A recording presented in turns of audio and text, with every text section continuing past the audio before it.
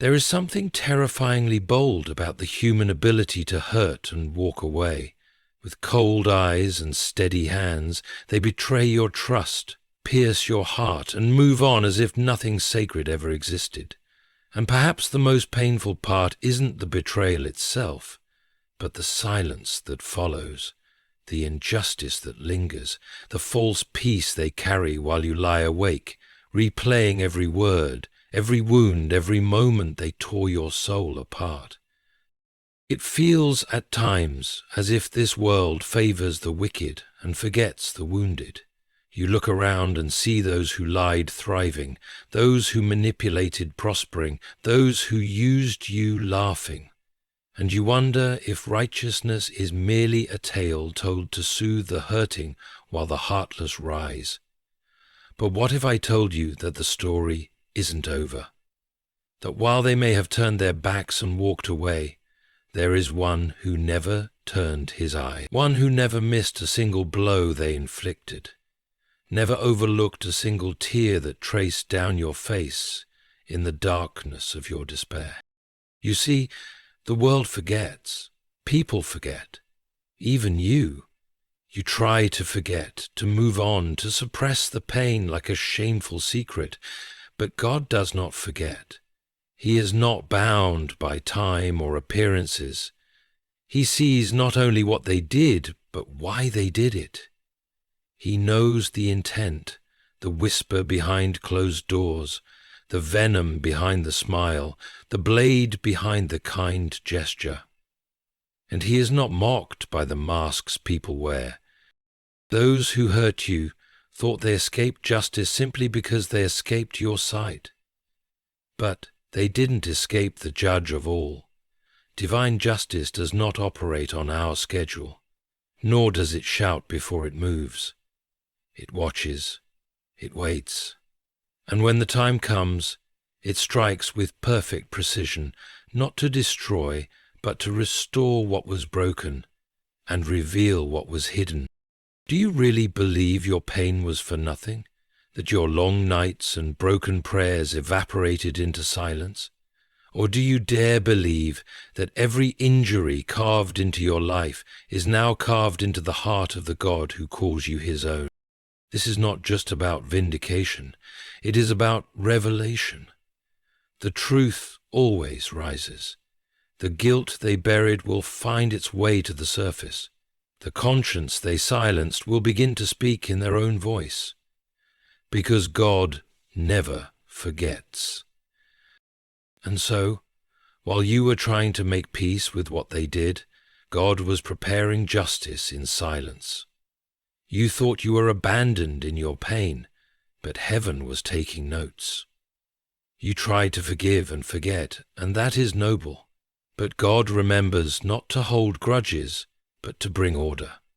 He remembers not to punish, but to correct the scales of mercy and truth. They thought they would get away with it, that no one saw, that no one would ever hold them accountable. But they underestimated the God who sees all, the God who waits for the right moment to act, and when he acts, oh, how the mighty fall and the broken rise. So, if you've been walking with wounds only heaven sees, carrying silence like a second skin, know this: your pain has not gone unnoticed. Your tears were not wasted.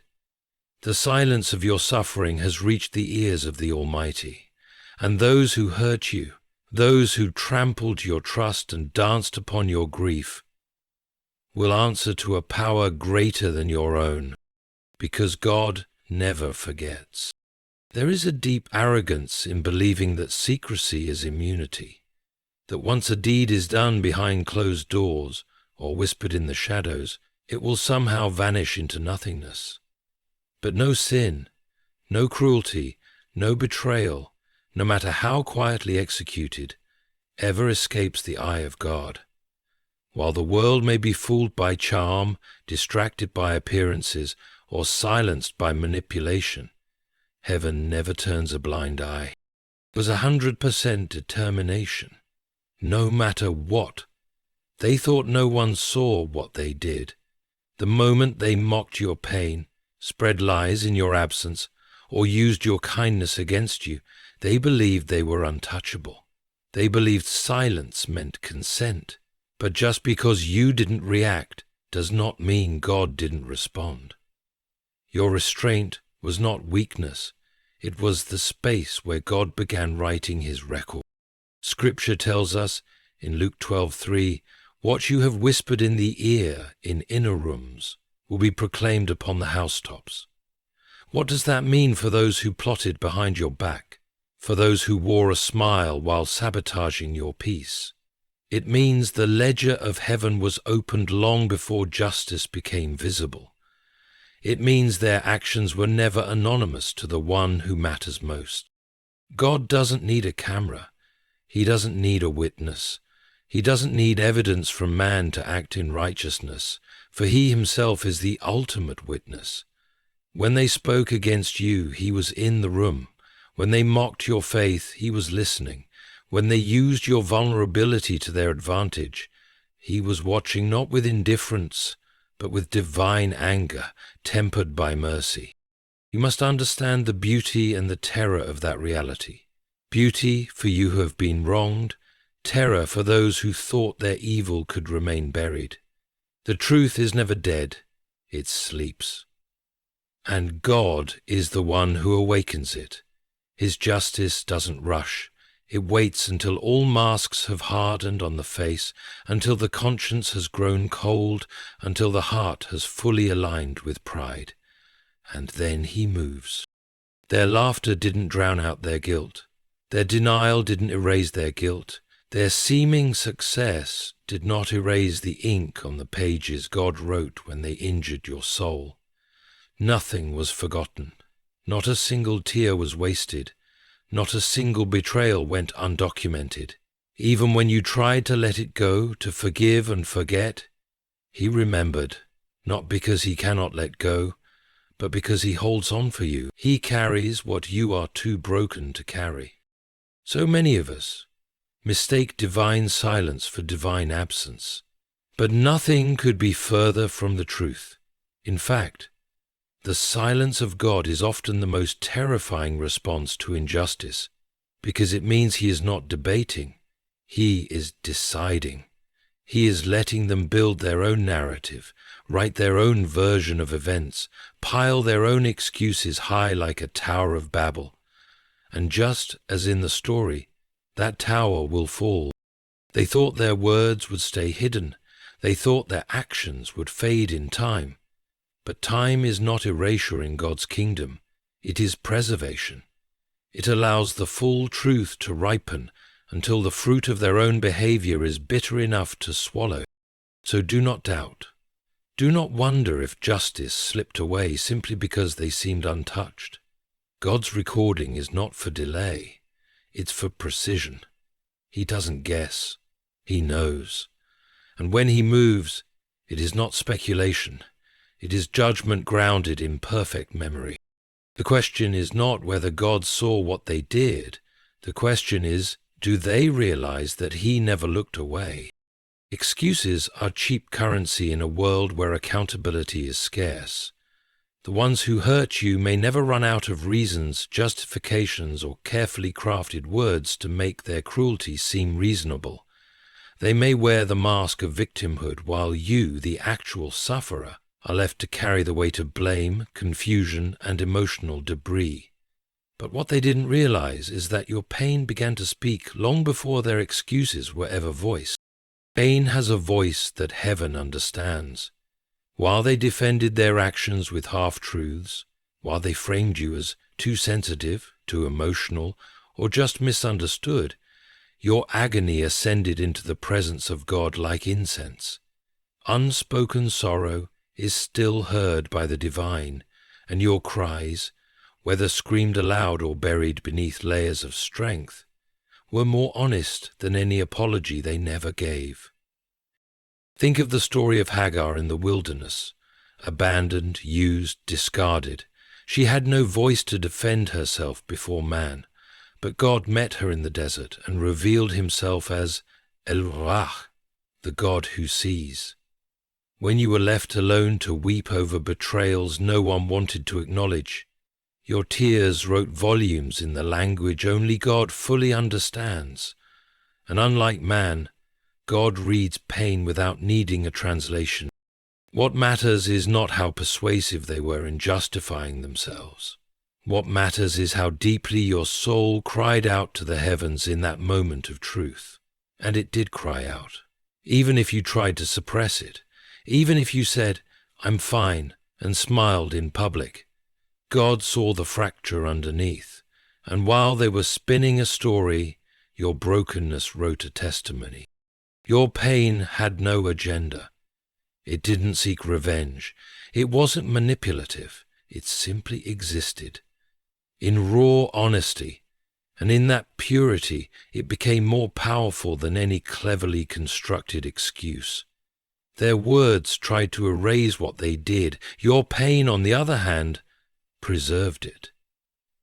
Every sleepless night, every moment you questioned your worth, every ache that settled into your bones, they may not have heard it, but God did. And here is the spiritual mystery. Pain, when endured with dignity and handed to God, becomes a weapon of truth. You don't need to convince anyone of your side. You don't need to force acknowledgement from the ones who hurt you. Because in the courtroom of heaven, your pain has already testified. They thought their explanation erased the consequence, but heaven is not fooled by human logic. God is not persuaded by lies clothed in sophistication. What moved him was not their argument. It was your suffering. The paradox of spiritual justice is that the more you stayed silent, the louder your case became in God's hands. The more you chose peace over retaliation, the clearer your innocence shone. You were not weak, you were sacred. You bore pain not because you deserved it, but because you chose to carry it with faith that someone greater would carry you. Let them talk, let them justify, let them build their alibi with words. But remember this, your pain has already spoken where it matters most. There is a cruel stillness in waiting for an apology that may never arrive.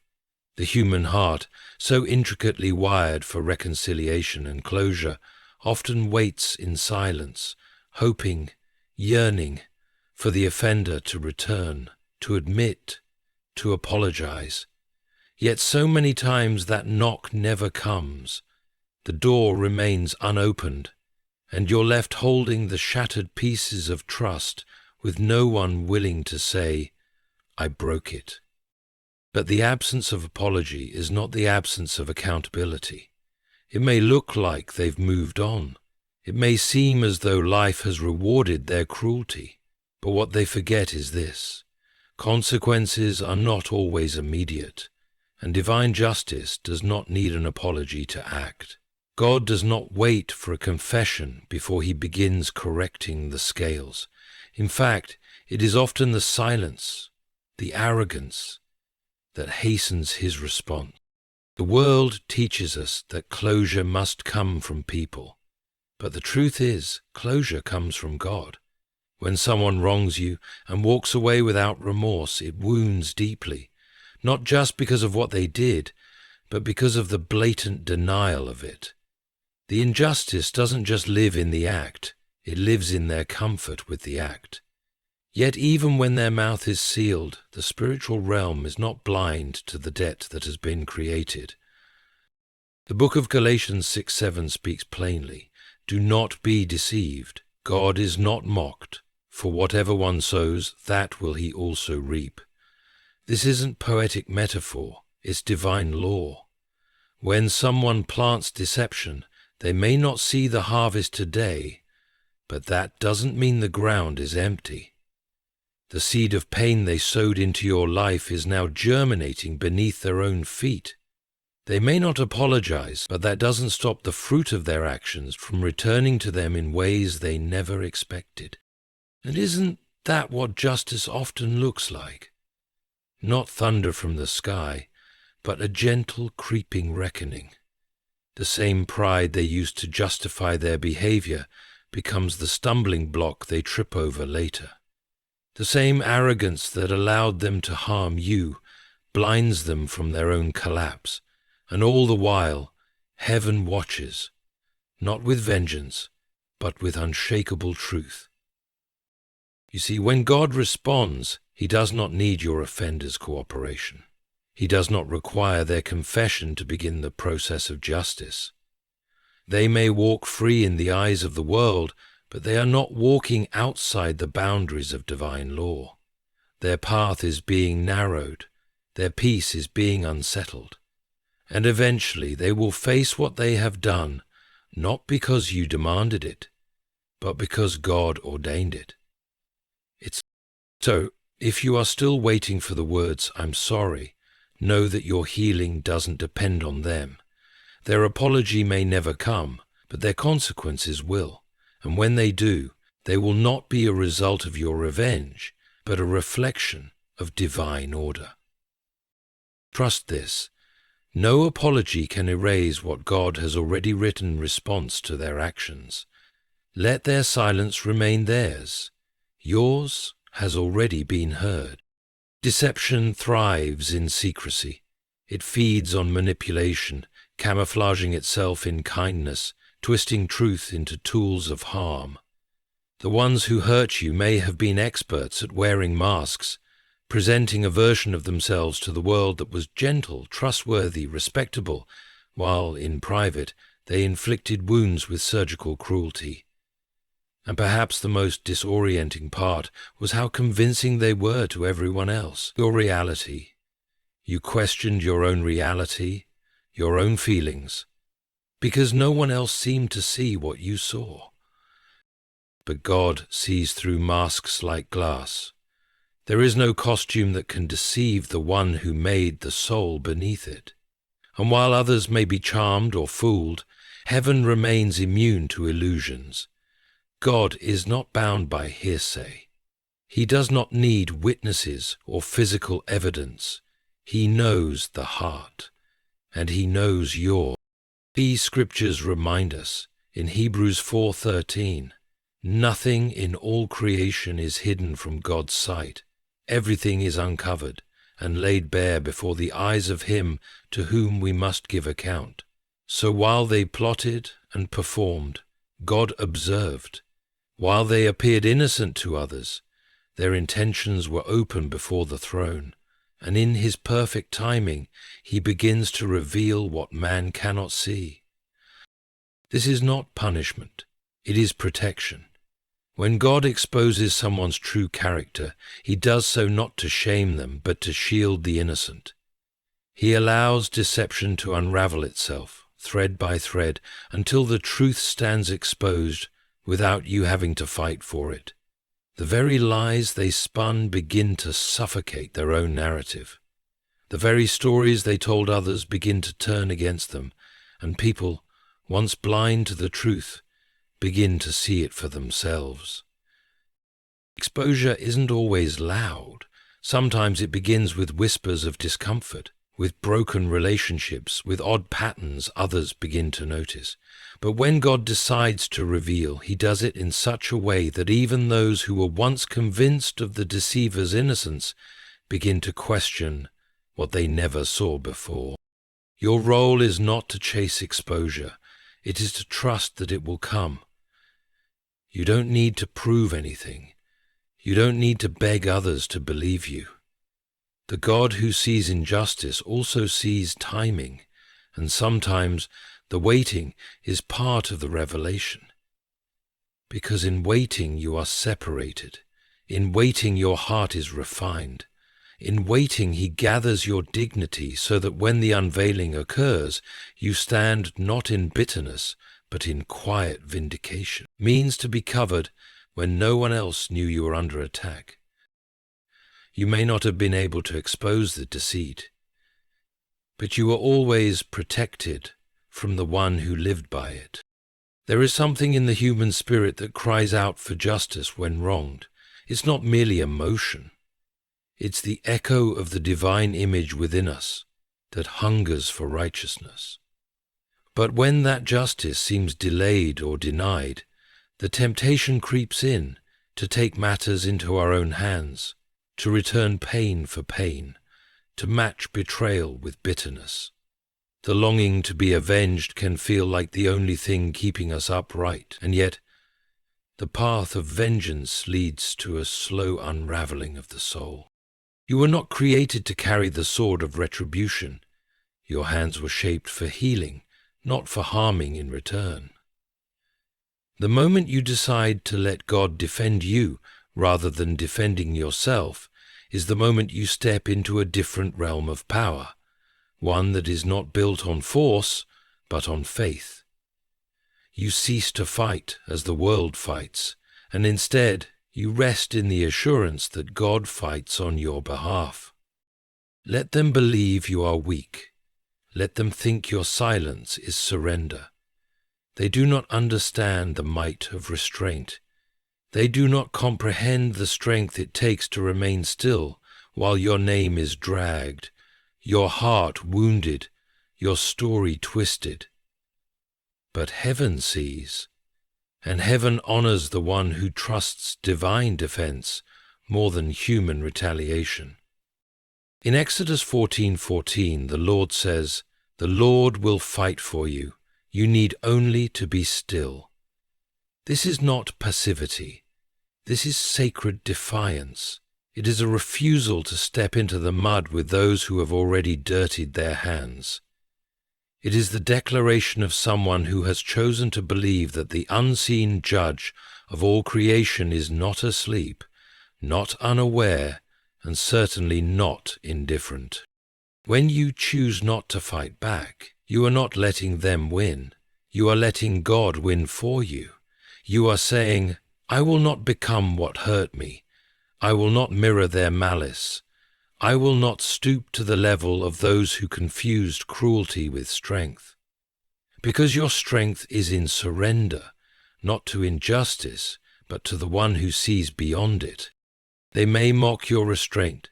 They may call you naive or passive, but you know the truth. Your dignity is not in revenge, it's in righteousness.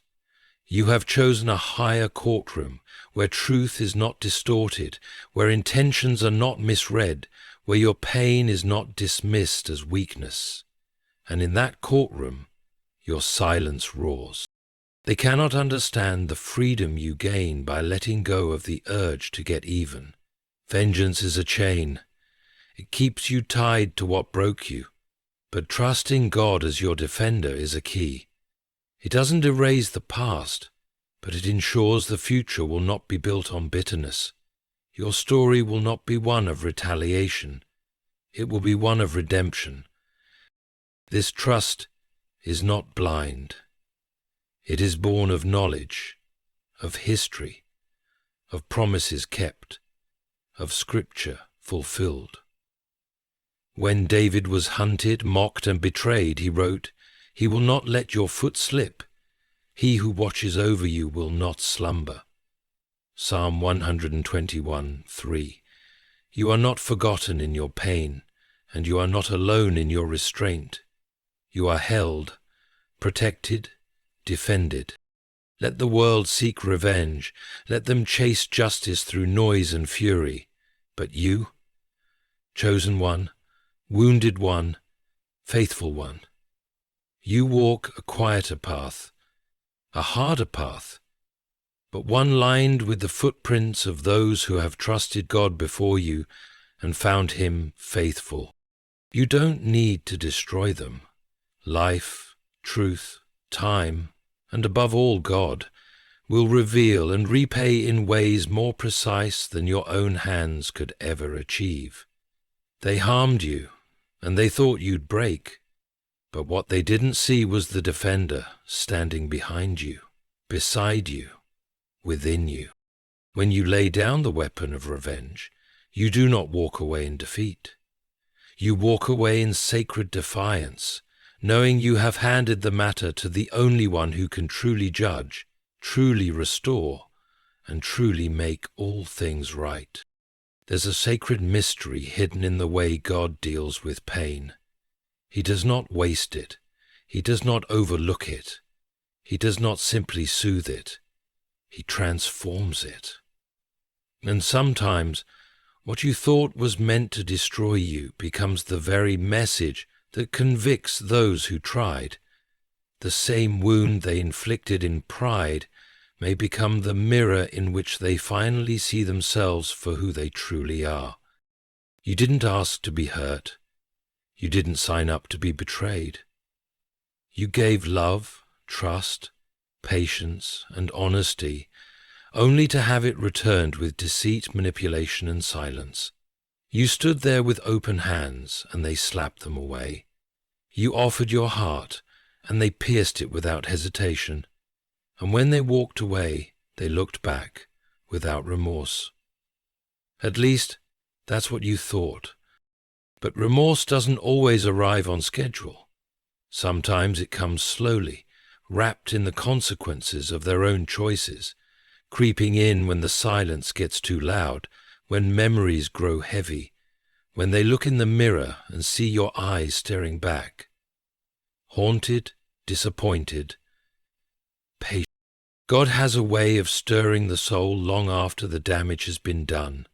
He doesn't always confront them with thunder. Sometimes he uses whispers, the whisper of a memory, the echo of your kindness, the heaviness of their own conscience growing too loud to silence. And most often, it's not when they're surrounded by others. It's when they're finally alone. Your pain, once ignored, becomes a voice they can't unhear. Your tears, once mocked, become a shadow they can't outrun. Your absence, once taken for granted, becomes a presence they feel everywhere. That is not coincidence. That is divine orchestration. It is the justice of a holy God who allows those who wounded others to be pierced, not by revenge, but by realization. Great. There is something profoundly redemptive about the wounds you carry. When placed in God's hands, they become more than evidence of betrayal. They become instruments of revelation. The very harm that once seemed to reduce you becomes the light that exposes their darkness. You don't even have to speak. Your life, your survival, your silent resilience, these speak louder than any accusation ever could. Pain handled with grace becomes a rebuke no pride can silence. You didn't return evil for evil. You didn't match their cruelty with cruelty, and in doing so you became a mirror they never wanted to face. Because while people can justify anything in the heat of the moment, it's much harder to justify it when the smoke clears and the one they wronged is still standing, with integrity intact. In Romans 12:20 we are told, "If your enemy is hungry, feed him. If he is thirsty, give him something to drink. In doing this, you will heap burning coals on his head." It sounds strange until you realize what it means. Kindness given to the cruel creates discomfort in their soul, not because you intend harm, but because your response reveals theirs. Your light exposes their shadows. God does not always punish through pain. Sometimes he punishes through conviction, through regret, through the unbearable weight of realizing I hurt someone who only wanted to love me. I broke something that was trying to hold me together. And that moment, when it arrives, is not an accident. It is a wake-up call sent from heaven. You became the vessel through which God reached them, not with wrath, but with reflection.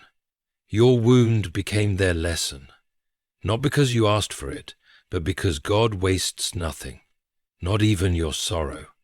He takes what they meant for evil and turns it into an alarm clock for their sleeping soul. They may act unaffected, but the silence is louder than you think. The absence of your presence, the memory of your kindness, the echo of your forgiveness, all of it begins to chip away at their armor. God knows how to reach the unreachable, And often he does it not through judgment first, but through remembrance, through the image of the one they wounded, through the grief of knowing that the one who loved them most now prays from afar. It is one of the most difficult spiritual lessons to learn. Justice delayed is not justice denied. In the hollow hours of betrayal, when the wound is still raw and the offender appears untouched, a question rings loudly in the soul.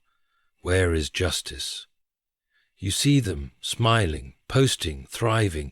You hear their laughter while your own heart trembles. And if you're not careful, bitterness begins to whisper that God has overlooked your pain.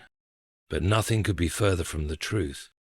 Divine justice is not fast food. It is a feast being prepared with intention. It doesn't rush. It doesn't stumble. It waits, not because it is lazy or inattentive, but because it is perfect, and perfection requires timing. You may long for immediate results. You may want to see the scales balanced today, but the God of eternity does not move on impulse. He moves with meaning. It's hard to see it when you're in the middle of the waiting. It feels like injustice has won, like the liar has been rewarded, like the manipulator has triumphed. But that's because you are only seeing the surface. Justice, when it is divine, begins beneath. It starts in the places no one sees, in their thoughts, in their peace, in the silence of their own soul. It gnaws slowly, surely, relentlessly, and when it finally arrives in the visible realm, it's not chaotic, it's precise. God waits, not to forget, but to fulfill. He waits because your story is still unfolding, and so is theirs. You are still healing, growing, becoming, and so are they, though not in the way they think. While you are being restored, they are being set up to face what they sowed. Divine justice doesn't just address the act, it addresses the heart behind the act. That takes time, because God is not interested in a shallow lesson. He is interested in complete exposure, full understanding, deep redemption, or humbling. In Ecclesiastes 3:17, the scripture says, God will bring into judgment both the righteous and the wicked, for there will be a time for every activity, a time to judge every deed. Notice the word, time. Not immediately, not when you expect it, but when it is time. That's what makes it justice and not revenge. Revenge strikes when the emotions are hot. Justice waits until the truth is undeniable. The delay is often your greatest test of faith. Can you trust that God is still writing while the ink is invisible? Can you rest knowing that though the chapter hasn't turned, the author hasn't left the page? Your pain isn't being ignored. It's being prepared to be answered. Your cry hasn't vanished. It has been echoed in heaven, and the echo is still growing. When justice finally comes, it does not knock. It enters, quietly or loudly, gently or forcefully, but always justly. And when it does, it aligns every detail with divine wisdom. You won't need to explain what happened. You won't need to plead your case. The truth will speak, the mask will fall.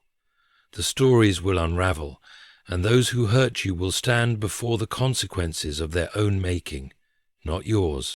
Divine justice is not about making them feel what you felt. It's about showing them what they refused to see, the person they became, the lies they lived, the hearts they broke. It reveals, not to destroy them, but to awaken what they buried.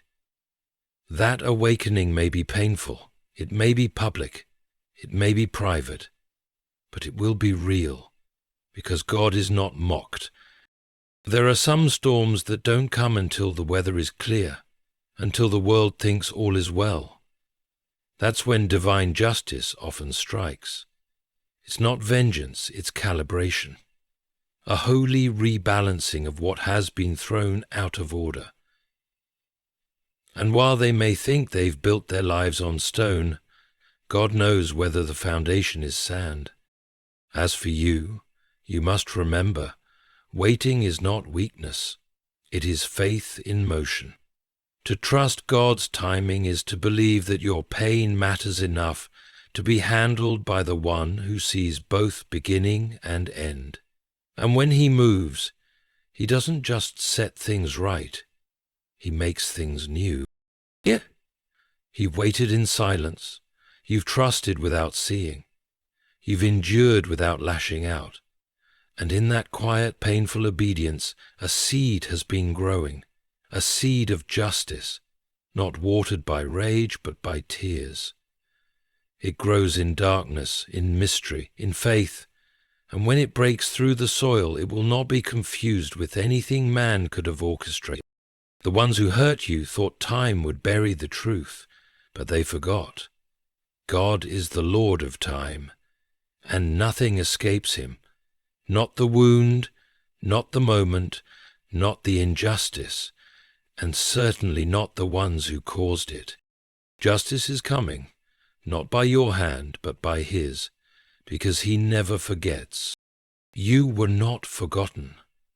Not in the moment they betrayed you, not in the season you cried yourself to sleep, not in the silence where their lies echoed louder than your truth. While they moved on, God moved in. While they celebrated their escape, heaven began to prepare a reckoning not born of revenge, but of righteousness. And though it felt as if justice was absent, it was simply maturing in the shadows. Not to punish with cruelty, but to restore with clarity. Because divine justice does not merely balance the scales, it heals the heart that bore the weight of them. Those who hurt you thought they had written the final chapter of your story, but God never handed them the pen.